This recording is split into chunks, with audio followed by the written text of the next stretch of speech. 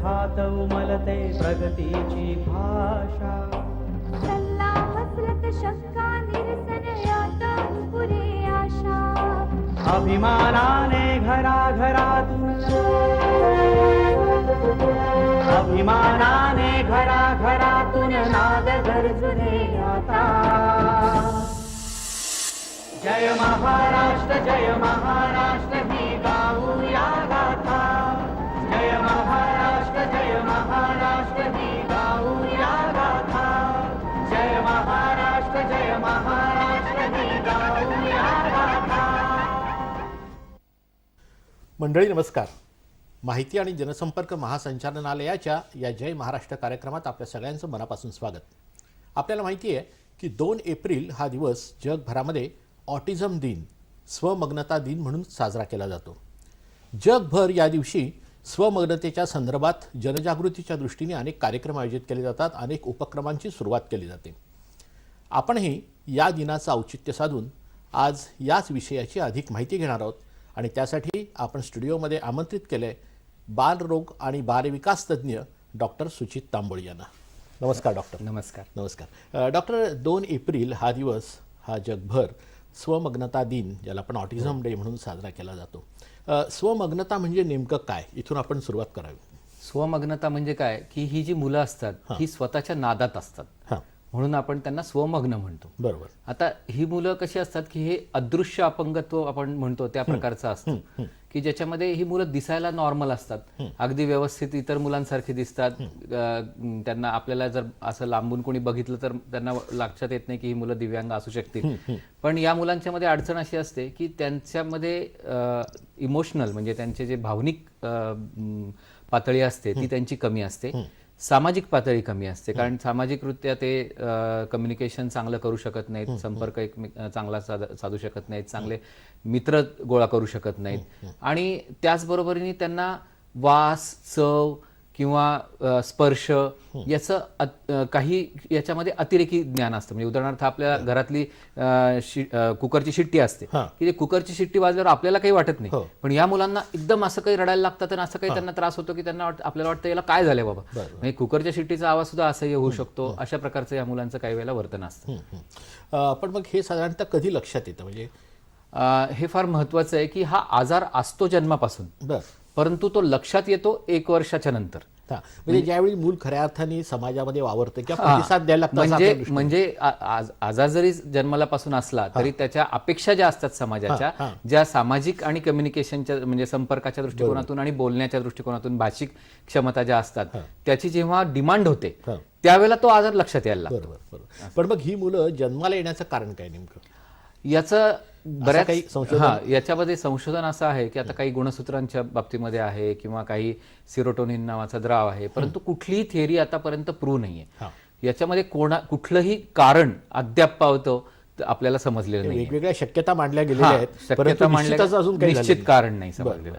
आणि त्याच्यामुळे काय होतं की निश्चित कारण समजलं नसल्यामुळे बऱ्याचदा काय होतं की पालकांना वाटतं किंवा मी अमुक केलं म्हणून मला माझ्या मुलाचा असा प्रॉब्लेम झाला, किंवा आम्ही दुर्लक्ष केलं किंवा गलथान राहिलो, मग तो शिडीवरून पडला होता किंवा असे काहीतरी वेगळी कारण पालक विचारतात किंवा कशामुळे झालं हे नेमकं शोधण्याचा प्रयत्न करतात, कशाशी कोरिलेट करायचा प्रयत्न. पण याच्यामध्ये त्यांना मी पालकांना हे सांगू इच्छितो की याच्यामध्ये तुमची कोणतीही चूक नाही. हा आजार कोणालाही होऊ शकतो.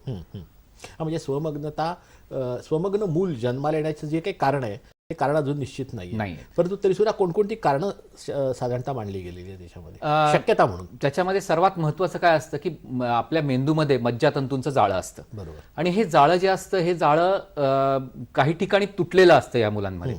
म्हणून ही मुलं काही क्षेत्रामध्ये खूप चांगली असतात आणि काही क्षेत्रामध्ये कमी असतात.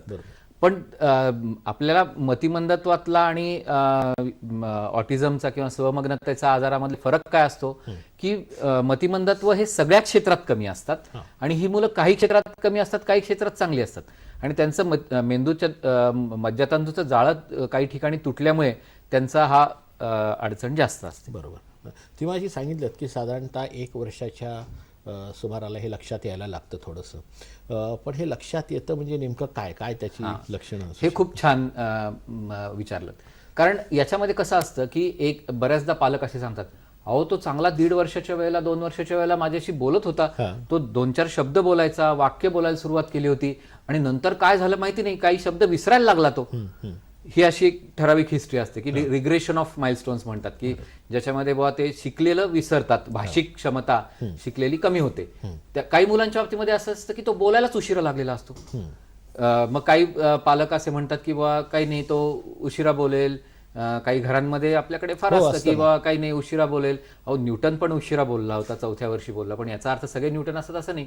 मग हे आपल्याला माहिती पाहिजे की या मुलांना कधी नेमकं हे म्हणजे कुठल्या मुलांनी कुठल्या वयात काय करायला पाहिजे हे पण अतिशय महत्वाचं, ते आपण नंतर बघूया. पण अजून लक्षणं आपण जी आहेत त्याच्यामध्ये सर्वात महत्वाची लक्षणं काय असतात की ही मुलं बऱ्याचदा लहानपणी नजरेला नजर देत नाहीत. ओके. त्याच्यानंतर आपण जे 8-9 महिन्याची मुलं बुवा कुकचा खेळ खेळतात, हो, तर तो खेळ या मुलांना आवडत नाही, बरं. कारण ती त्याच्यात रममाण होत नाहीत. किंवा कान नाक डोळे दाखवणं हे त्यांचं उशिरा असतं. त्याचबरोबरीने त्या मुलांच्या बाबतीमध्ये आता भावलीचे खेळ आपण जे खेळतो की ज्याच्यामध्ये भावलीला दूध पास, त्याचं तोंड पूस, अशा प्रकारचे जे कल्पनाशक्तीचे खेळ असतात, तर ते कल्पनाशक्तीचे खेळ ही मुलं खेळत नाहीत. त्याच्यामुळे त्या पण बाबतीमध्ये त्या मुलांच्या बाबतीमध्ये तो प्रॉब्लेम असतो की अशा प्रकारची लक्षणं आपल्याला तुम्ही सुरुवातीला जे सांगितलं ते की मूल समजा जे अपेक्षित वेळ आहे त्यावेळेला जर बोलायला लागलं नाही तर म्हणजे ते स्वमग्न असेलच असं नाही, परंतु तसं लक्षण असेल तर त्याची तपासणी मात्र केली पाहिजे. म्हणजे मी एक फार महत्वाची गोष्ट आता अशी पालकांना सांगू इच्छितो की 2 महिन्याचं बाळ झालंय आणि ते तुमच्याकडे बघून हसतंय की नाही, 4 महिन्याचं बाळ झालंय ते मान धरतंय की नाही, 8 महिन्याचं मूल झालंय ते स्वतःहून बसतंय की नाही, आणि 1 वर्षाचं मूल झालंय ते उभं राहतंय की नाही, 2 पावलं चालतंय की नाही, दादा मामा बाबा हे 3 शब्द बोलते की नाही, आणि आपण बोललेलं त्याला समजतं की नाही. अच्छा. एवढ्या 4 गोष्टी जर 1 वर्षाच्या आतमध्ये बघितल्या तर आपल्याला अत्यंत महत्वाचं जे आहे की लवकर ओळखणं हे फार महत्वाचं आहे. मग हे ऑटिझमच्या बाबतीत असेल किंवा डेव्हलपमेंटल डिलेच्या बाबतीत असेल की कुठल्याही डेव्हलपमेंटल डिलेच्या बाबतीत असेल, तर ही 4 लक्षणं अतिशय महत्वाची आहेत. ह्या 4 गोष्टी जर पाहिल्या गेल्या,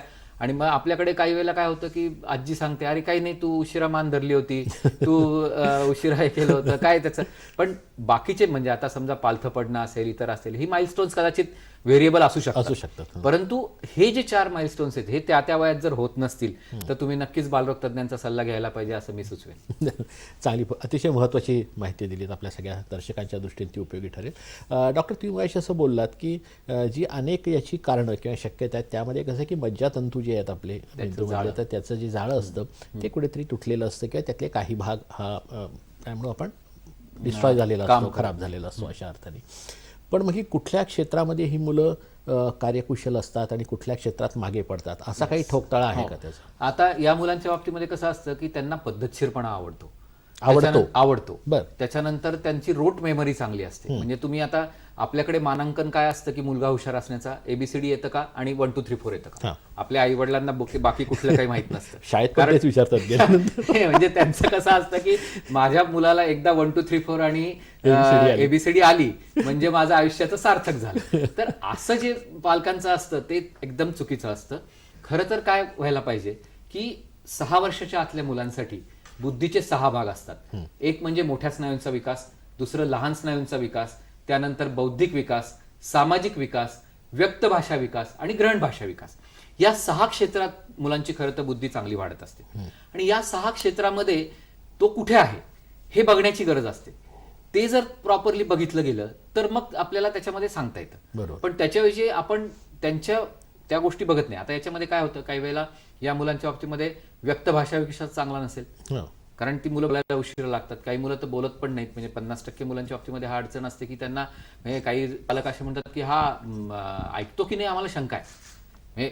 आणि मग आपण जे आता पुढे पाहणार आहोत की काही आजार याच्या बरोबर असतात, तर ते बरोबरीने येणारे आजार काही असतात ते आपल्याला पण पाहायला लागतात आणि मग त्याच्याप्रमाणे आपल्याला पुढची चाचण्या काही करायला लागतात. पण याच्यामध्ये सर्वात महत्वाची गोष्ट अशी लक्षात ठेवायला पाहिजे की ही जी लक्षणं आहेत ही लक्षणं दिसायला लागल्यानंतर आपण सल्ला योग्य वेळेला घेणं हे फार महत्त्वाचं. बरोबर. डॉक्टर आता तुम्ही जी लक्षणं सांगितलीत ही सगळी लक्षणं ही अगदी अचानकपणे समजणारी नाही आहेत. त्यासाठी काही काळ जावा लागतो, त्यासाठी काही निरीक्षण करावं लागतं त्या मुलांचं, आणि त्यामुळे पालकांकडे त्या अर्थाने निरीक्षण होऊ शकतं. पण पालक जेव्हा अशा मुलाला तुमच्याकडे आणतात तेव्हा तुम्ही त्याची पटकन डायग्नॉस कसं करता, कशी चाचणी? आता याच्यामध्ये कसं असतं की याचं निदान करणं याच्यासाठी कोणतीही अशी रक्ताची चाचणी नाही बरोबर. की बाबा ही चाचणी केली मग टायफॉइड झाला, ही चाचणी केली मलेरिया झाला, अशी चाचणी नाही. पॅथॉलॉजिकल टेस्ट नाही हा. आहे ना की याच्यासाठी उत्तर आलं म्हणजे लगेच. असं काही कुठली टेस्ट नाहीये.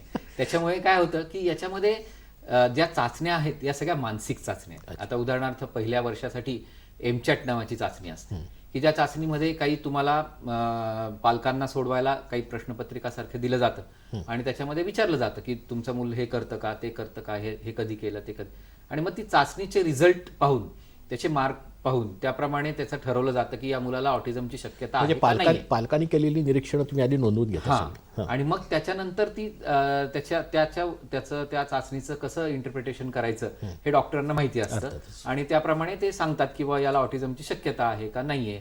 पण फायनल डायग्नोसिस जे असतं ते आपण जनरली 3 वर्षाच्या नंतर देतो. आणि त्याच्यामध्ये आपण सर्वात महत्वाची गोष्ट काय करतो की आपल्याला एक महत्वाची गोष्ट अशी लक्षात ठेवली पाहिजे की कुठल्याही मुलाला लेबल लावण्यापेक्षा त्याला अनेबल करणं, म्हणजे त्याला स्वतंत्र करणं आणि त्याला त्यातून बाहेर काढणं हे सर्वात महत्वाचं असतं. कारण हे फीचर्स काही वेळेला जे आपल्याला दिसत असतात, थोडेसे फीचर असतात, ते आउटग्रो होऊ शकतात. काही वेळेला तो ऑटिझम आजारच असतो. मग हे याची निश्चित चाचणी फार आवश्यक असते. आणि मग निश्चित चाचणी कोणती आहे तर आता नवीन जे 2013-14 साली DSM-5 नावाचे क्रायटेरिया आंतरराष्ट्रीय पातळीवरती आलेले की ज्याच्यामध्ये या चाचण्या केल्या जातात. कार्स नावाची एक चाचणी आहे. तर या ज्या चाचण्या आहेत या चाचण्यांच्या साह्याने आपल्याला समजतं की बाबा याला नक्की ऑटिझम आहे. मग आता एकदा आपण त्याचं जर लेबल लावलं तर ते लेबल लावताना अतिशय काळजीपूर्वक लावायला पाहिजे. कारण हे कुणीतरी मला हा ऑटिझम वाटतो आणि हा तुम्ही घ्या रिपोर्ट, म्हणजे त्याच्या चेहऱ्याकडे बघून आणि त्यांच्या 2-4 तक्रारी ऐकून हे नाही. याच्यामध्ये शास्त्रीय चाचण्या व्हायला पाहिजेत आणि त्या चाचण्यांच्या साह्याने याचं लेबल लावलं गेलं पाहिजे. डॉक्टर, आता तुम्ही जी मला सांगितलं की यातल्या काही लक्षणं जी आहेत, तर असं काही असू शकतं का की यातली काही लक्षणं तात्पुरती असतात, ती नंतर जातात, किंवा असं काही होऊ शकतं? असं होऊ शकतं, परंतु ते सगळ्या मुलांमध्ये नसतं. हां. काही मुलांमध्ये असू शकतं, पण काही मुलांमध्ये त्याच्या बरोबरीने मतिमंदत्व असतं, काही मुलं अस्थिर असतात. म्हणजे काही लक्षणं आणि काही स्थिर राहणारी असतातच असतात हो, आणि जी तुम्हाला तुमच्या चाचण्यांमध्ये सापडतात. आणि मग त्याच्याप्रमाणे आपण त्यांचा जे आपण ट्रीटमेंटमध्ये गेल्यानंतर त्या बाबतीमध्ये बोलूया. पण याच्यामध्ये एक मला गोष्ट फार महत्वाची सांगायची की 1 वर्षाचं मूल झालंय आणि ते जसं मी सांगितलं की 3 शब्दांचं बोलतंय की नाही, त्याप्रमाणे 2 वर्षाचं मूल झालंय ते कान, नाक, डोळे दाखवतं की नाही हे अतिशय महत्वाचं असतं. तसंच आपल्याला 3 आणि 4 वर्षाच्या मुलांच्या बाबतीमध्ये सुद्धा बघायला लागतात गोष्टी की त्या वयाप्रमाणे त्या गोष्टी होत आहेत की नाही.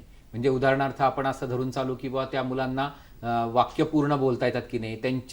त्यांना आता समजा असा प्रश्न विचारला की तुला झोप आल्यावरती तू काय करतो, तर त्याला ते समजतं की नाही हे एक पाहायला लागतं. त्याचबरोबरीने 5 वर्षाचं मूल झालंय त्याला काल, आज, उद्या याच्यातला फरक कळतो की नाही हे पण महत्वाचं आहे. म्हणजे हे जर कळत नसेल तर तुम्हाला सल्ला घ्यायची गरज आहे असं तुम्ही लक्षात ठेवलं पाहिजे. म्हणजे 5 वर्षाचं मूल जर काल, आज, उद्या समजत नसेल, 4 वर्षाचं मूल झालंय पण ते पण या बाकीच्या गोष्टी करत नसेल जसं मगाशी मी सांगितलं, तर या गोष्टींच्या बाबतीमध्ये आपण नक्कीच आपल्याला हे अलार्मिंग सायन्स आम्ही त्याला म्हणतो की ज्या धोक्याचा इशारा देणाऱ्या गोष्टी असतात आणि मग त्याची आपल्याला तुम्ही आता जी लक्षणं सांगताय ही लक्षणं आणि गतिमंदत्वाची लक्षणं ही साधारणतः सारखीच असते किंवा पालकांचा यामध्ये गोंधळ होऊ शकतो. हा, पण याच्यामध्ये सर्वात महत्वाची गोष्ट काय लक्षात ठेवायला पाहिजे की गतिमंद मुलांमध्ये आणि या मुलांमध्ये फरक असा असतो की ही मुलं सामाजिक दृष्ट्या चांगली नसतात. म्हणजे त्यांना समाजात मिसळायला अडचणी असतात. गतिमंद मुलं मैत्री करू शकतील, ही मुलं मैत्री नीट नाही करू शकत. यांना स्पर्श आवडत नाही, मिठी मारलेली आवडत नाही, त्यांना लागलं तरी ते सांगायला येणार नाहीत. त्याच्यानंतर काही मुलांना त्याच्यामध्ये ठराविक गोष्टी जास्त आवडतात. म्हणजे भोवरा फिरणारा आवडतो किंवा झोका खेळायला खूप आवडतं. म्हणजे त्याच्यामध्ये ते एक त्यांचं म्हणजे एक फिरणाऱ्या गोष्टींकडे जास्त आकर्षण असतं. त्याचबरोबरीने त्यांचा म्हणजे आता समजा आपल्या एखाद्या आई आजारी पडली एखाद्या मुलाची, त्याला वाटतं की बाबा आई आजारी पडली, आपल्याला तिच्याकडे लक्ष द्यायची गरज आहे. पण ह्या मुलांना त्या मानाने तशी ती जाणीव नसते. म्हणजे त्यांच्या भावनिक दृष्ट्या ते तेवढे विकसित नसतात, त्यामुळे त्यांना ती जाणीव नसते. तर त्यामुळे ते काय होतं की ती जाणीव नसल्यामुळे ती मुलं सामाजिकरित्या यशस्वी होण्यामध्ये खूप अडचणी असतात. म्हणजे हाच सगळ्यात महत्वाचा निकष आहे की गतिमंदत्वातला आणि स्वमग्नतेतला. आणि त्याच्यामध्ये कसं असतं की गतिमंदत्व हा एक आजार जो आहे तो म्हणजे 70 ते 90 बुद्ध्यांक ज्यांना असतो तर त्यांना गतिमंद म्हणतात. आणि मतिमंदत्व हे त्याच्या खाली असतं म्हणजे 50 ते 70 किंवा ला कमी मतिमंद, मग त्याच्या पुढे मध्यम आणि जास्त अशा कक्षा असतात. तर हे जे मतिमंदत्व आहे हे ऑटिझमच्या बरोबर असू शकतं. बर. म्हणजे ऑटिझम आहे, मतिमंदत्व आहे आणि ADHD नावाचा एक आजार असतो किंवा अस्थिरतेचा आजार. म्हणजे ती मुलं अशी असतात किंवा वर्गामध्ये बसूच शकत नाहीत, एका जागी न बसणारी मुलं किंवा खोड्या जास्त काढणारी मुलं, अस्थिर असणारी मुलं. म्हणजे आमच्याकडे क्लिनिकमध्ये आल्यानंतर सुद्धा आम्हाला असं लक्षात येतं की अरे आता हा आला, आता सगळं सांभाळा. अशी जी मुलं असतात तर ती मुलं अशी असू शकतात. तर त्या अस्थिर मुलांच्या बाबतीमध्ये पण अडचणी असतात, कारण त्यांना ट्रीटमेंट देताना आधी त्यांना स्थिर बनवावं लागतं आणि मग त्यांचे ट्रीटमेंट चालू करायला लागतात. आणि हे असोसिएशन असतं, म्हणजे झटके असू शकतात त्या मुलांना, त्याच्यामुळे त्यांची वाढ काही वेळेला कमी असते. मग आधी झटके नियंत्रणात आणावे लागतात. मग ह्याच्यासाठी काही औषधं असतात, म्हणजे झटक्यांसाठी औषधं असू शकतात, अस्थिरतेसाठी असू शकतात, परंतु बाकीच्या गोष्टींसाठी औषधं नसतात.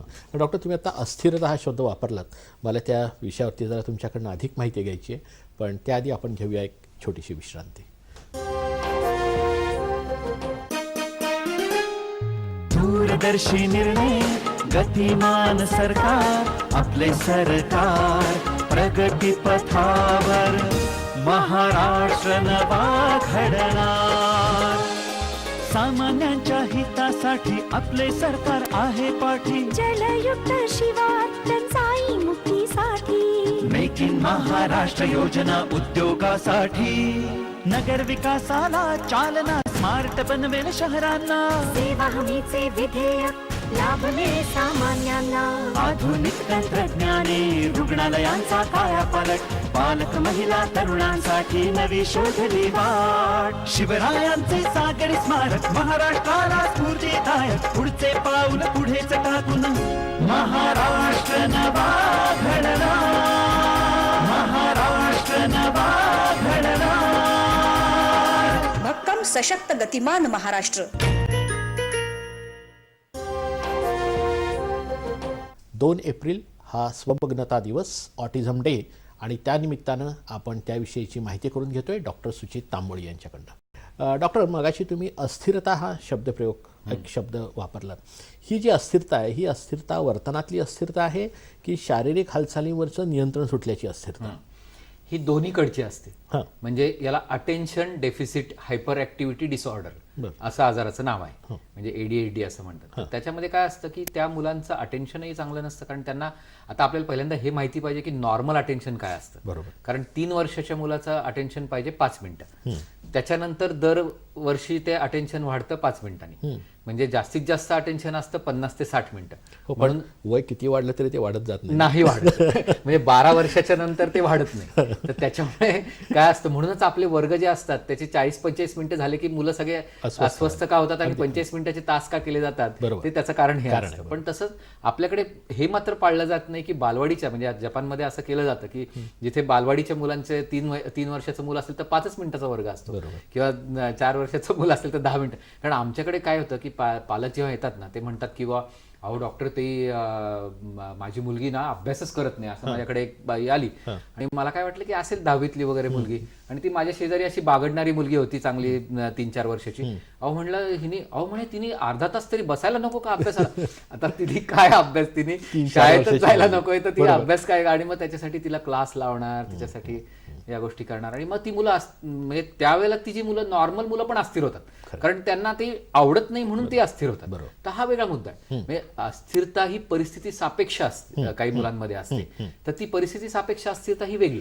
पण ही ओरिजिनली ज्यांच्यामध्ये असते की जी 7 वर्षाच्या आतमध्ये पर्यंत ती राहते आणि पुढे ती आपल्याकडे असू शकते, तर त्या मुलांच्या बाबतीमध्ये मात्र हा अडचण आहे. मग ही अस्थिरता सामान्य लोकांमध्ये पण असते. काही डॉक्टर अस्थिर असू शकतात, काही इंजिनियर अस्थिर असू शकतात, काही शिक्षक असतात की जे मी असे पाहिलेत की त्या एका शिक्षकांच्या बाबतीमध्ये मी पाहिलं होतं की बा ते त्यांच्या घराच्या कठड्यावर बसून नख काढत होते.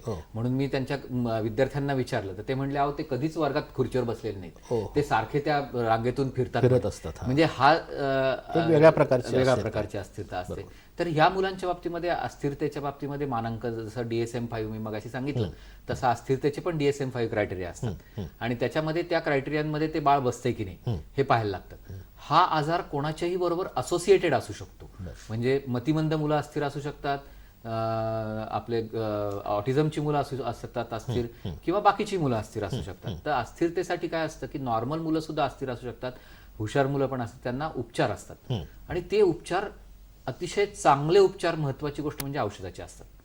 कारण या जे खरोखरी ADHDची मुलं असतात त्यांना औषधं द्यायला लागतात आणि त्या औषधांनी मात्र त्यांच्यामध्ये ड्रॅमॅटिक फरक पडतो. म्हणजे माझ्याकडे असे पेशंट कितीतरी आहेत की बाबा नापास होत होता, लक्ष देत नव्हता, काही मार्क पडत नव्हते आणि तो मुलगा नंतर पहिल्या 3 आला, 10 आला वगैरे, अशी खूप उदाहरणं आहेत. आणि ही मुलं जी अस्थिरपणाची जी मुलं असतात त्या मुलांच्या बाबतीमध्ये जसं काउन्सिलिंग करायला लागतं त्याच्याच बरोबरीने त्यांना मेडिसिन्स द्यायला लागतात, पण मेडिसिनचा रोल एक महत्वाचा असतो आणि तो ऑटिझम मधले औषधं वेगळी असतात, इतर अस्थिरतेची औषधं वेगळी असतात. डॉक्टर, आपल्याकडे तुम्ही जसं माशी एक उदाहरण दिलं की मुलांकडच्या अपेक्षा, मुलांकडून असलेल्या अपेक्षा आणि मुलांच्या विषयीचे खूप गैरसमज आहेत. तो आत्ताचा विषय नाही आपला, पण स्वमग्नता याविषयी काय काय गैरसमज आहेत, तुम्हाला काय काय आढळतात त्याच्यामध्ये? स्वमग्नतेच्या बाबतीमध्ये लोकांना असं वाटतं की बाबा हा आजार बराच होत नाही. म्हणजे हा आजार पूर्ण बरा होत नसला तरी या मुलांना व्यावहारिक दृष्ट्या स्वतंत्र करता येतं, स्वतःच्या पायावर उभं राहता येतं. हा सर्वात महत्वाचा गोष्ट आहे. कारण प्रत्येक मूल काही 90% पुढे मार्क मिळवणारा होऊ शकत नाही. बरोबर.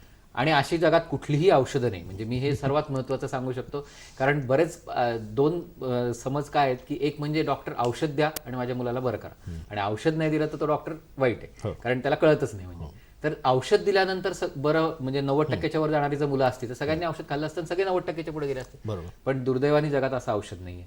त्याच्यानंतर दुसरी गोष्ट म्हणजे महत्वाची, त्यांना असं काय वाटत असतं किंवा ही जी अस्थिर ऑटिझमची मुलं आहेत तर यांच्यामध्ये काही त्यांना असे समज असतात की ही दिसायला खूप चांगली असतात, मग ती अस्थिर मुलं झाली. काही जणांना असं वाटत असतं की बा हे म्हणजे ऑटिझमची मुलं झाली, किंवा ऑटिझमच्या मुलांमध्ये त्याच्यामध्ये त्यांच्या अडचणी ज्या असतात त्या बाबतीमधले त्यांचे काही गैरसमज असतात. तर या सगळ्या गोष्टींचे जे गैरसमज जे असतात त्यांचे, तर त्या बाबतीमध्ये आपल्याला सर्वात महत्वाची गोष्ट अशी लक्षात ठेवली पाहिजे की ऑटिझम हा आजार जरी एकदा झाल्यानंतर तो म्हणजे राहत असतो तरी त्यातली काही लक्षणं कमी होऊ शकतात.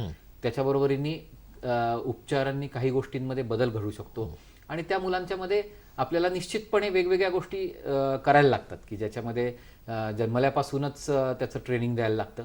आणि आता आम्ही एक भारतीय बालरोगतज्ञ संघटनेच्या वतीने, म्हणजे मी त्याचा राष्ट्रीय कन्व्हेनर आहे आणि त्याच्या वतीने आम्ही एक क्रेडल टू क्रेऑन नावाचं हे आणलेलं आहे आणि त्याच्यामध्ये आम्ही 25,000 बालरोगतज्ञांना प्रशिक्षण देतोय संपूर्ण भारतातल्या, की ज्यांना आम्ही त्याच्यामध्ये ही मुलं कशी ओळखायची, म्हणजे जी आपण दिव्यांग म्हणतो त्याच्यातली मुलं, आणि त्यांना ओळखायची म्हणजे जी हायरिस्क मुलं आहेत की ज्यांना असं होण्याची शक्यता आहे ती मुलं नर्सरीतच ओळखायची. म्हणजे NICU मध्ये असताना अतिदक्षता विभागात जेव्हा आता काही मुलं वजनाने कमी असतात, याच्यानी कमी असतात, झटके आलेले असतात, कावीळ झालेली असते, अशा मुलांना तिथेच ओळखून तिथंच ट्रेनिंग सुरू करायचं आणि मग खेळणी कोणती आणायची, वातावरण कोणतं द्यायचं, कशा प्रकारचं द्यायचं.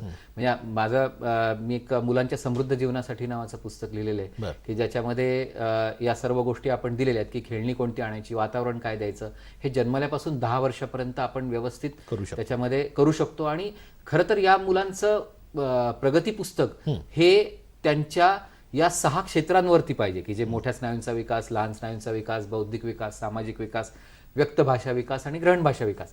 पण ते तसं नसतं आपल्याकडे. त्याच्याऐवजी मराठीत किती मार्क पडले, इंग्लिशमध्ये किती मार्क पडले, हे लोअर केजी आणि अप्पर केजीच्या मुलांना पण असतं की जे 10वी-12वीचं तसंच. आणि 10वी-12वीला तर एक वेळ ठीक आहे की त्यांना त्याच पद्धतीने ते सगळं केलं जातं, परंतु ते म्हणजे मार्कांकडे जास्त लक्ष, मुलांचं निरीक्षण आणि परीक्षण त्याच पद्धतीने केलं पाहिजे त्यांच्या वयानुसार, असं तुम्ही म्हणतात. डॉक्टर, तुम्ही मग अशी असा शब्दप्रयोग केलात की उपचार पद्धतीमध्ये औषधही महत्त्वाची आहेत या सगळ्या, आणि त्याचबरोबर काउन्सिलिंगही केलं पाहिजे. तर समुपदेशन औषधं, तर तुम्ही जेव्हा उपचार करता तेव्हा ते उपचार कशा पद्धतीचे असतात आणि साधारणतः त्याचा काळ किती असतो, किती काळापर्यंत हे करावे लागतात? हे अतिशय महत्वाचं आहे की उपचार जे असतात तर हे जन्मतः मी म्हटलं त्याप्रमाणे ज्या हायरिस्क मुलांमध्ये करायला पाहिजे. ऑटिझमच्या मुलांमध्ये 1 वर्षानंतर जेव्हा आपल्याला लक्षात येतात त्यावेळेला लगेच सुरू करायला हवे. हे उपचार हे नेहमी टीमच्या द्वारे केले जातात. बरं. म्हणजे संपूर्ण टीम असते की ज्याच्यामध्ये बालरोग तज्ज्ञ असतात, त्याच्यानंतर भाषा विकास तज्ज्ञ असतात, त्यानंतर ऑक्युपेशनल थेरपिस्ट असतात, फिजिओथेरपिस्ट असतात आणि एज्युकेशनल सायकोलॉजिस्ट असतात, त्याचबरोबर स्पेशल एज्युकेटर असतात. तर हे सगळेजण एकत्र मिळून काम करतात आणि हे सगळे एकत्र काम करत असताना ते त्या मुलाची वैयक्तिक गरज काय आहे, म्हणजे आता अशा मुलांच्या बाबतीमध्ये आपण हा जो विचार करतोय हा पहिल्यांदा 1 वर्ष ते 5 वर्षाच्या मुलांचा, 6 वर्षाचं जे शाळेत जायच्या आधीचं करतोय पहिल्यांदा, तर त्या मुलांच्या बाबतीमध्ये क्लिनिक बेस्ड आपण करायला पाहिजे की ज्याच्यामध्ये टीम करून हे असतं. म्हणजे आता सेन्सरी इंटिग्रेशन थेरपी नावाची थेरपी या मुलांना खूप उपयोगी पडते. त्याचबरोबरीने त्यांना समजा आता त्यांचं काही मुलांचं आता समजा पेन ग्रिप नसेल चांगली तर त्यांना त्याच्यासाठीची ट्रीटमेंट द्यायला लागते. मग काही वेळेला मातीचे आकार करायला द्या, कणकेचे गोळे करायला द्या, स्पंजचा बॉल लावायला द्या, वेगवेगळ्या त्याचे. कारण आपल्याकडे होतं काय की पहिल्यांदा त्यांना लिहायला आलं पाहिजे, वाचायला आलं पाहिजे, याच्याकडे पालकांचं फार लक्ष असतं आणि त्याच्याकडे त्याची लहान स्नायूंचा विकास झालाय की नाही, त्याची ग्रिप तयार आहे की नाही याच्याकडे लक्ष नसतं. म्हणजे आम्ही त्याला म्हणतो प्री रिडिंग स्किल आणि प्री रायटिंग स्किल हे तयार करायच्यासाठी आधी लक्ष द्यायला लागतं. मग ते प्रत्येक मुलाचं वेगवेगळं असल्यामुळे त्या मुलांच्या बाबतीमध्ये ही सगळी टीम जी असते ती त्याची गरजा जाणून घेते आणि ती त्या गरजेप्रमाणे त्यांना इंडिव्हिज्युअलाइज एज्युकेशन प्लॅन म्हणजे IEP म्हणतात त्याला, की तो इंडिव्हिज्युअलाइज एज्युकेशन प्लॅन दिला जातो आणि मग त्याचं ट्रेनिंग पालकांना दिलं जातं की पालकांनी घरी काय करायचं आणि मग त्याचं ट्रेनिंग देऊन त्याप्रमाणे हे केलं जातं. आणि पालकांना अतिशय महत्त्वाचं काय असतं की पेशन्स, धीर धरा आणि धीर धरा. बरोबर. हे अतिशय माझं महत्त्वाचं पालकांच्या बाबतीमध्ये. आणि या मुलांच्यावरती जे उपचार आहेत ते उपचार केवळ डॉक्टर करत नाहीत, त्यात पालकांनी सहभागी व्हायला पाहिजे. अर्थातच म्हणजे पालकांचा सहभाग हा अतिशय महत्त्वाचा असतो. आणि मी तर म्हणेन की आई ही बाळाची उपचार तज्ञ असते. म्हणजे आई का म्हणतोय कारण आपल्याकडे वडील सर्वात फार जास्त कमी काळ- लक्ष देतात, सर्वात जास्त काळ पण मुलाबरोबर खरं तर असतात. वडिलांनी पण लक्ष द्यायला पाहिजे खरंय, खूप. अगदी आणि हे आई आणि वडिलांना उपचार तज्ञ पहिल्यांदा आपण मानतो कारण ते जेवढा चांगला उपचार करू शकतात. म्हणजे आता माझ्याकडे ऑटिझमचे केसच्या बाबतीतलं तर आहेतच उदाहरणं, पण एक अशी छोटीशी केस मी किस्सा सांगतो की एक बाळ असं होतं की ज्याचे हाताची अशी बोटं वळत नव्हती आणि ती बोटं वळत नसताना ते बाई आल्या माझ्याकडे, त्या एका खेड्यातून आल्या होत्या, अशिक्षित बाई की जिला काहीही समज नाही, काही नाही असं आपण मानतो, आधुनिक उपचार पद्धतीची माहिती नाही असं म्हणूया. आणि तिला मी सांगितलं की बाबा हे बोटं वळण्यासाठी ना तुम्ही ते मातीचे आकार करा, कणकीचे गोळे करा, स्पंजचा बॉल वगैरे सगळं सांगितलं. ते सांगितल्यानंतर ती बाई म्हटली की ठीक आहे मी करते सगळं आणि गेली. ती 2 महिन्यांनी आली तर ते मुलाची बोटं छान वळायला लागलेली. मी म्हटलं वा बघा मी सांगितलेलं सगळं तुम्ही केलं आणि ते बाळाला चांगला फरक पडला. ती म्हणली हो मी केलं म्हणे सगळं. मी अजून एक गोष्ट केली म्हणले डॉक्टर. म्हटलं काय केलं? हे मनगटी आहे ना त्याला छल्ला बांधला म्हणे, ते छुम आवाज झाला की असं करायचं. म्हणजे आई ही बाळाची किती उत्तम उपचार तज्ञ असू शकते याचं हे छान उदाहरण आहे, अतिशय चांगलं उदाहरण. डॉक्टर, स्वमग्नतेच्या संदर्भामध्ये जसं तुम्ही सांगितलं की तुम्ही बालरोग तज्ज्ञ आहात, बालविकास तज्ज्ञ आहात, डॉक्टर त्याच्यावरती उपचार करतातच, पण अशा काही संस्था आहेत का आपल्या समाजामध्ये की ज्या या विषयासाठी म्हणून काम करतात? नक्कीच ऑटिझमच्या बऱ्याच संस्था आहेत. म्हणजे आता पुण्याला प्रसन्न ऑटिझम सेंटर आहे किंवा मुंबईत ॲक्शन ऑटिझम म्हणून आहे, दिल्लीला ॲक्शन फॉर ऑटिझम म्हणून आहे. अशा वेगवेगळ्या संस्था आहेत की ज्या ऑटिझमसाठी स्पेशली काम करतात. काय कशा पद्धतीचं तर काम? त्यांचं काम असं असतं की सर्वात महत्त्वाची गोष्ट म्हणजे ज्या पालकांना याचं प्रशिक्षण देणं की या मुलांना घरी कसं शिकवायचं याच्याबद्दल, शिक्षकांना प्रशिक्षण देणं. कारण आपल्याकडे बऱ्याचदा काय होतं शिक्षकांना सुद्धा ही मुलं वर्गात ओळखू येत नाहीत. कारण वर्गात 50 मुलं असतात, 40 मुलांना जसं समजेल तसं शिक्षक जातात, त्यांची चूक नसते. 10 मुलं जी असतात ती वेगळी असतात की जी कुणी अध्ययन अक्षम असतं, कुणी ऑटिझम असतं, कोणाचं गतिमंदत्व असतं. तर त्या मुलांना ओळखायला पाहिजे आणि त्यांच्यासाठी रिसोर्स रूम तयार करायला पाहिजे. रिसोर्स रूम म्हणजे काय की समजा कार्यानुभवाचा त्रास आहे किंवा खेळण्याचा तास आहे, त्यावेळेला या मुलांना वेगळं काढून त्यांच्या गरजा पाहून त्याप्रमाणे त्यांना शिक्षणाचा कार्यक्रम दिला जातो आणि मग ते त्याचे जे स्पेशल एज्युकेटर असतात ते हे काम करतात. आणि त्याबरोबरीने त्यांना त्या गोष्टी समजून सांगणं, म्हणजे पालकांचं प्रशिक्षण असो, त्या मुलांचं प्रशिक्षण असो, म्हणजे मुलांचं प्रशिक्षण सुद्धा त्या संस्था करत असतात आणि त्याचबरोबरीने शिक्षकांचं प्रशिक्षण. या संस्था समाजात वेगवेगळ्या ठिकाणी जाऊन जिथे मुलांशी संबंध येतो त्या ठिकाणी जाऊन किंवा त्यांच्याकडे संस्थेमध्ये बोलवून ते आयोजित करतात की 15 दिवसाचं ट्रेनिंग, 2 महिन्याचं ट्रेनिंग वगैरे असं त्यांचं ते असतं. बरोबर.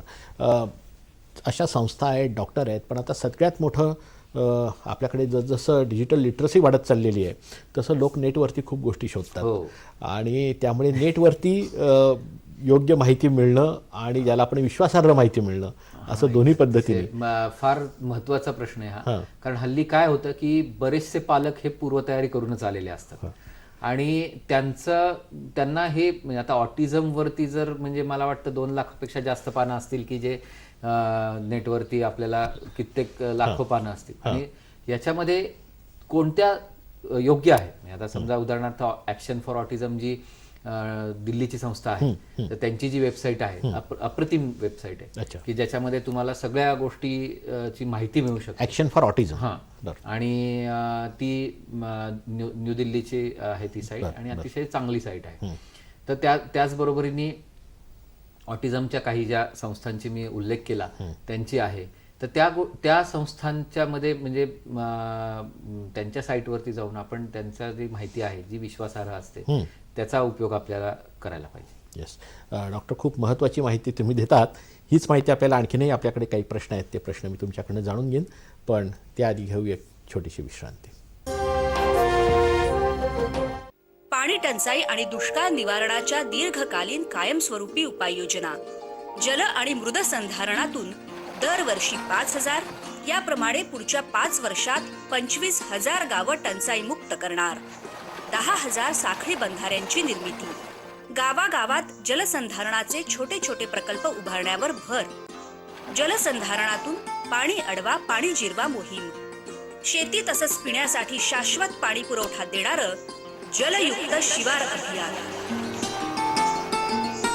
भक्कम सशक्त गतिमान महाराष्ट्र. अहो, गाडीची चावी तर घेऊन जा. आज नो चावी. आजपासून माझं कारपूल सुरू होते. सॉरी यार, उशीर झाला. अहो, हा थँक्यू कशाला? माझ्या डायमंड रिंग साठी. Diamond ring? आता तुम्ही कारपूल करताय याचा अर्थ दरवर्षी आपण इंधनाच्या बिलात 50,000 रुपयांपर्यंत बचत करूच. म्हणजे एवढ्या पैशात डायमंड रिंग तर येईलच. एकूण एकच ना. कारपूल करा आणि वर्षाला 50,000 रुपयांपर्यंत बचत करा. जनहितार्थ ही सूचना तुमच्यापर्यंत घेऊन आले आहेत PCRA. हां डॉक्टर, मगाशी आपण उपचाराबद्दल बोलत होतो तर या उपचाराच्या संदर्भामध्ये तुम्ही असं मगाशी सांगितलं की औषधं आणि समुपदेशन हे दोन्ही, पण जसं अन्य आजारामध्ये काही पथ्य असतात तशी काही पथ्य यामध्ये आहेत का? हां म्हणजे आता हैदराबादची जी संस्था आहे नॅशनल इन्स्टिट्यूट ऑफ न्यूट्रिशन आणि त्याचबरोबर निलोफर इन्स्टिट्यूट म्हणून आहे तर त्यांनी याच्यात काही संशोधन केलेले. तर त्यांचं म्हणणं असं असतं की बाबा तुम्ही चॉकलेट, कुरकुरे, त्याच्यानंतर आर्टिफिशियल कलर असलेल्या गोष्टी त्याचबरोबरीने स्वीट्स, साखर, गूळ या गोष्टी त्यांच्या टाळायला पाहिजेत. आणि त्याचबरोबरीने त्यांनी असं सांगितलंय की इव्हन गहू, ज्वारी, बाजरी हे टाळून त्याच्याऐवजी तांदळाचा वापर करायला पाहिजे. आणि त्या मुलांना म्हणजे सफरचंद, केळी हे गोष्टी न देता त्याबरोबरीने त्यांना चिक्कू, पपई असे पदार्थ द्यायला हवे. पण हे संशोधन अद्याप असं पूर्ण फुलप्रूफ नाही आहे. फुलप्रूफ नाही हा म्हणजे मान्य नाही, सर्वमान्य नाही, सर्वमान्य नाही आहे. ते फक्त मांडले गेले. जसं आता तुम्ही मला सांगितलं तसंच उपचार झाल्यानंतर त्या मुलामध्ये किती टक्के फरक पडू शकतो किंवा त्याची रिकव्हरी किती असते? हे महत्वाचं आहे की उपचार किती वर्ष घ्यायचे. तर उपचार किती वर्ष घ्यायचे तर 15 वर्ष, 20 वर्ष असे पण घ्यायला लागतात काही वेळेला. कारण हे असं हळूहळू म्हणजे पी हळदानी हो गोरी असं नाहीये, याला वेळ लागणारच. काही मुलांना 2 वर्ष, 5 वर्ष, काही मुलांना 10 वर्ष असं वेळ लागू शकतो. ते दिल्यानंतर आपल्याला रिझल्ट काय याला महत्व आहे की आपण काय अपेक्षा करतो. आपल्याला 90% पाहिजेत का आपल्याला तो व्यावहारिकदृष्ट्या यशस्वी पाहिजे. बरोबर. आणि मी हे नक्की सांगू शकतो की व्यावहारिकदृष्ट्या यशस्वी करणं हे शक्य असतं. म्हणजे समाजात त्याचं वावरणं हे अधिक 4 चौघांमध्ये वावरायचं कसं, आपल्याला समाजात यशस्वी करण्यासाठी काय व्यावहारिक ज्ञान जे लागतं ते व्यावहारिक ज्ञान हे महत्वाचं आहे. ते नक्की होऊ शकतं. पण अपेक्षा काय आहेत त्याच्यावरती ते अडचणी अवलंबून आहेत. आणि सर्वात महत्वाची गोष्ट तुम्ही निदान कधी करता. कारण निदान जर लवकर केलं तर रिझल्ट जास्त चांगले. जर निदान तुम्ही खूप उशिरा केलं तर त्याचे रिझल्ट चांगले नाही. त्यामुळे 2 वर्षाच्या आतमध्ये निदान करण्याला फार महत्व आहे. डॉक्टर, मगाशी तुम्ही काही संस्थांचीही नावं सांगितलीत की ज्या संस्था काम करतात विशेषतः शिक्षकांना. तर शिक्षकांसाठी असं काही प्रशिक्षण कोर्सेस वेगळे असे काही आपण असे गोष्टी आहेत उपलब्ध. आणि त्या शाळेनी सर्वात महत्वाची गोष्ट अशा शिक्षकांना पाठवायला पाहिजे की ज्या कोर्सेसना, आणि त्याचबरोबरीने शाळेमध्ये पण असा अरेंज, म्हणजे आम्ही मध्ये एका शाळेमध्ये असं केलं होतं की शाळेतल्या पालकांसाठी वेगळा कार्यक्रम घेतला आणि शिक्षकांना ट्रेनिंग दिलं की अध्ययन अक्षमता कशी ओळखायची किंवा हे कसं ओळखायचं, ऑटिझम कसा ओळखायचा, आणि ओळखल्यानंतर तुम्ही एज्युकेशनल थेरपी काय द्यायची. म्हणजे तुमचं शिक्षण देताना आता उदाहरणार्थ अस्थिर मुलांना तुम्ही जर खिडकीपाशी बसवलं तर ते त्यांचं लक्ष तिकडेच बाहेर जाणार. असेल. तर त्यांना मग कशा प्रकारे त्यांना हँडल करायला पाहिजे, त्यांना मॉनिटर बनवलं तर ते जास्त स्थिर बसायची शक्यता असते. तर अशा टाईपचे त्यांना काही थेरपी सांगायला लागतात, काही सूचना सांगायला लागतात. त्याचबरोबरीने त्यांना त्यांचे जे आता आपल्याला म्हणजे महाराष्ट्र सरकारने जे कायदा केलेला आहे 8 जानेवारी 2016 आत्ता नुकताच कायदा झाला, त्याच्यामध्ये सर्वात महत्वाची म्हणजे हा अतिशय चांगला कायदा आहे की ज्याच्यापुढे पूर्वी काय असायचं की या मुलांना फक्त सवलती 10वीत मिळायच्या. आता काय झालंय की या सवलती त्यांनी 1ली ते 12वी सगळ्यांना दिल्यात. त्यामुळे त्या मुलांना खूप फायदा होणार आहे. कोणत्या कारण सवलती आहेत या? या सवलती अशा आहेत की या मुलांना परीक्षेच्या वेळेला लेखनिक घेऊन बसायला परवानगी आहे. परीक्षेला त्यांना 20 मिनिटाचा वेळ जास्त दिलेला आहे. त्याचबरोबरीने 20 मार्क त्यांना जास्त दिलेले आहेत की जे एका विषयात पण देऊ शकता किंवा इतर विषयांमध्ये मिळून देता येतात. त्यांना नकाशे किंवा असे कृतीचे जे गोष्टी असतात की आलेख वगैरे याच्यामधून सुटका दिलेली आहे की त्यामध्ये त्यांना नाही. त्याच्यानंतर व्याकरणाच्या चुका त्यांच्या मार्कांसाठी धरल्या जाणार नाहीयेत. तर या सगळ्या गोष्टी अतिशय म्हणजे चांगल्या आहेत. त्याचबरोबरीने या मुलांच्या बाबतीमध्ये असं त्यांनी केलेलं आहे की त्यांना ठराविक, आता काही मुलांना ठराविक काही गोष्टी म्हणजे टाईप करून लिहायच्या आहेत किंवा कॉम्प्युटरचा वापर करायचा आहे किंवा आधुनिक आपण कॅल्क्युलेटर असो हे असो या सगळ्या गोष्टींचा वापर करायला परवानगी दिलेली आहे. तर हे अतिशय क्रांतिकारक पाऊल आहे कारण याच्यामुळे या मुलांना खूप फायदा होणार आहे. आणि ही मुलं चांगल्या प्रकारे निश्चितपणे त्यांच्या कारण त्यांना स्वतःचा आत्मविश्वास येईल त्याच्याने, बरोबर, की आपण करू शकतो, आपल्याला जमणार आहे. हा फार महत्वाचा मुद्दा. तर शासनाने हा जो कायदा केला तुम्ही सांगितलं जानेवारीमध्ये तो खूप महत्त्वाचा ठरणार आहे. मगाचपासून आपण जी चर्चा करतोय त्या चर्चेमध्ये ही सगळी मुलं ही जी नियमित आपली नेहमीच्या ज्या शाळा आहेत त्या शाळांच्या दृष्टीने आपण विचार करतोय, चर्चा करतोय. पण जशी कर्णबधिर मुलांसाठी वेगळ्या शाळा आहेत, मतिमंद मुलांसाठी वेगळ्या शाळा आहेत, तसं स्वमग्न मुलांसाठी वेगळ्या शाळांची गरज आहे का मुळात? याच्यामध्ये कसं आहे की काही म्हणजे स्वमग्न मुलांना नॉर्मल शाळेमध्ये शिकवता येऊ शकतं कारण ती बुद्धीनी कशी आहे त्याच्यावरती ते अवलंबून असतं. परंतु काही मुलांना त्याच्यामध्ये अडचणी असतात आणि मग त्या मुलांना मात्र आपल्याला वेगळं शिकवायची गरज असते. पण आता आंतरराष्ट्रीय पातळीवरती आपण भारत सरकारने जे एक सही केलेली आहे त्याच्यामध्ये असं आहे की दिव्यांग मुलांच्या बाबतीमध्ये पण आपण त्यांना नॉर्मल शाळेतच शिकवायला हवं आणि नॉर्मल शाळांमधून त्यांना शिकवायला हवं. पण कसं असतं की काही मुलांच्या बाबतीमध्ये हे शक्य नाही. त्यामुळे या विशेष शाळांची गरज नक्कीच आहे आणि ती कुठल्या मुलांना आहे ते आपल्याला ओळखता आलं पाहिजे. कारण इंडिव्हिज्युअल लक्ष देणं नॉर्मल शाळेमध्ये खूप अवघड जातं आणि मग ते शिक्षकांचा ताण खूप जास्त असतो आणि मग त्यांना त्या प्रत्येक मुलाकडे लक्ष नाही दिलं जात. मग काही मुलं त्याच्यात शिकू शकतात, काही मुलं नाही शिकू शकत. म्हणजे ज्यांना सहशिक्षण अगदीच अशक्य अशा मुलांसाठी वेगळ्या शाळेमध्ये नक्कीच घालायला हरकत नाही. बरोबर. अशा शाळा आहेत आपल्याकडे महाराष्ट्रामध्ये? हो, म्हणजे आता पुण्यामध्ये लार्क स्कूल म्हणून आहे की जी लर्निंग असिस्टंट रिसर्च सेंटर म्हणून आहे. तिथे असा प्रयोग चालू आहे. त्याच्याबरोबर अजूनही इतर शाळा आहेत की ज्या हे प्रयोग करत असतात. आता गतिमंदांसाठी डॉक्टर पौर्णिमा पंडित म्हणून आहेत, तर त्यांची विद्याज्योती स्कूल फॉर स्लो लर्नर म्हणून आहे की जी अतिशय उत्तम शाळा आहे गतिमंदांसाठी. अशा प्रकारचे वेगवेगळे प्रयोग खूप महाराष्ट्रात चाललेले असतात आणि ते खूप चांगल्या प्रकारचे असतात. डॉक्टर, आपण शिक्षकांच्या प्रशिक्षणाबद्दल बोललो आणि आपण तुम्ही मग असं म्हणालात की पालकच हा खरा उपचार करणारा हे आहे. पण त्या दृष्टीने पालकांचं प्रशिक्षण, अशा मुलांच्या आईवडिलांचं प्रशिक्षण असं काही करण्याची गरज आहे का आणि तशी व्यवस्था आहे का? पालकांचं प्रशिक्षण आपण पाहिलं की त्यांचं ट्रेनिंग दिलं जातं अशा संस्थांमधून, मी मगाशी सांगितलं होतं. पण त्याचं प्रशिक्षण करताना काय पाहणं महत्वाचं आहे की आता एखादं लक्ष्यवर्तन असतं. म्हणजे आपल्याला माहिती आहे की या मुलाच्या बाबतीमध्ये पालकांची काळजी काय, तर बा माझ्या मुलाला बोलता येत नाही किंवा पालकांची काळजी काय, हा मुलगा अस्थिर आहे. पण लक्ष्यवर्तनाची निवड करायला लागते. लक्ष्यवर्तन काय आहे त्याच्याप्रमाणे आपल्याला त्याचे उपचार करायला लागतात. हे जे उपचार असतात हे उपचार करत असताना आपल्याला त्याच्यामध्ये तंत्र आणि ते अंमलात आणणाऱ्या व्यक्तीची निवड करायला लागते आणि मग त्याप्रमाणे त्याचे उपचार जे असतात त्याच्या विकासाचा आढावा घेतला जातो. म्हणजे आता कसं होतं की काही वेळेला आपल्याकडे फार विचित्र एक वाक्य सांगितलं जातं की बरेचसे डॉक्टर पण हे वाक्य काही वेळेला सांगतात की जसं वय वाढेल तशी बुद्धी वाढेल. हो. पण हे फार भयानक वाक्य आहे. कारण याच्यामध्ये काय होतं की पालकांना हे समजत नाही की वयानुसार बुद्धी जी असते ती त्याच्या बुद्ध्यांकाप्रमाणेच वाढत असते. म्हणजे आता एखाद्या मुलाचा 60 बुद्ध्यांक असेल, पुढच्या वर्षी त्याचा 60% वाढ होणार आहे, पण त्याचा 60च्या ऐवजी ती 75 झाली तर तो चांगला होणार आहे, हे त्यांनी लक्षात घ्यायला पाहिजे. आणि मग त्यासाठी काय ट्रेनिंग द्यायचं, हे ट्रेनिंग जे आहे हे ट्रेनिंग या बालविकास केंद्रांमध्ये दिलं जातं. आणि ते जर पालकांनी घेतलं किंवा पालक त्याबाबतीत सजग झाले तर त्यांच्या मुलाची जी वाढ आहे ती अधिक चांगल्या पद्धतीने होऊ शकते. आणि याच्यामध्ये निदान आणि उपचार या दोन गोष्टींना अतिशय महत्व असतं आणि ते शास्त्रीय मार्गाने होणं हे फार महत्वाचं असतं. कारण कुणी सांगतं की मग आम्ही सुया टोचू का, कुणी सांगतं काय करू का, पण खूप प्रकार असतात. कारण जिथे रिझल्ट यायला वेळ लागतो तिथे आपल्याकडे अगदी या साधू महाराजांकडून जाऊन येऊ का असे पण असतात प्रकार, पण त्याला काही अर्थ नाही. शास्त्रीय मार्गांवरती विश्वास ठेवायला पाहिजे पालकांनी, हे मी मात्र नक्कीच सांगेन.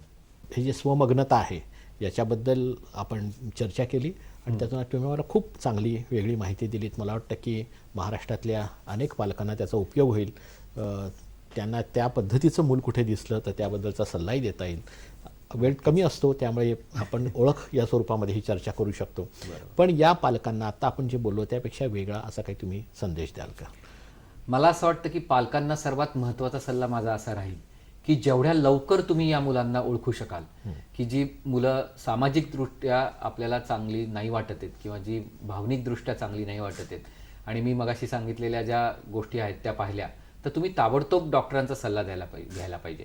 आणि सर्वात महत्त्वाची गोष्ट काय आहे की आजाराचं निदान झाल्यानंतर तो आजार मान्य करायला शिकलं पाहिजे. कारण पालकांचा बऱ्याचदा मला अनुभव असा आहे की ते आजार मान्य करत नाहीत आणि मग ते शॉपिंग करत राहतात की इकडं हा आपल्याला म्हणेल की नाही हा आजार नाही आहे, तो म्हणेल तो आजार नाही आहे. पण जर शास्त्रीयदृष्ट्या चाचण्या झाल्या असतील तर जरूर पालकांनी याच्यावरती विश्वास ठेवला पाहिजे आणि त्याच्या स्वीकारणं हा फार महत्त्वाचा मुद्दा. आणि मग त्याच्याप्रमाणे त्यांनी उपचाराला सुरुवात लवकरात लवकर जेवढे करतील तेवढा त्यांना नक्कीच जास्त फायदा होईल असं मला वाटतं. धन्यवाद डॉक्टर. आपण हा जो दिलासा दिलात आणि जो एक विश्वास दिलात सगळ्यांना त्याबद्दल आपलं मनापासून आभार. धन्यवाद.